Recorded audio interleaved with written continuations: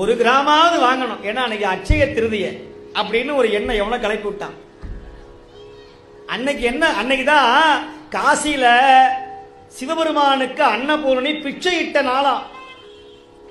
மணிமேகலை பிச்சை வாங்கின நாள் புத்த சமயத்துல.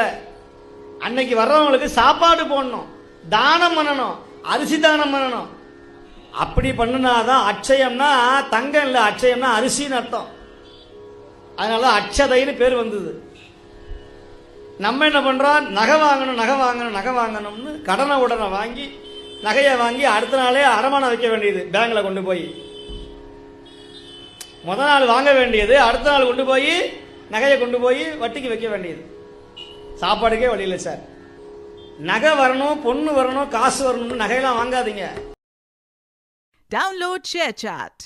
ஒரு கிராமாவது வாங்கணும், ஏன்னா அன்னைக்கு அட்சய திருதிய அப்படின்னு ஒரு எண்ணம் எவனோ கிளப்பி விட்டான்.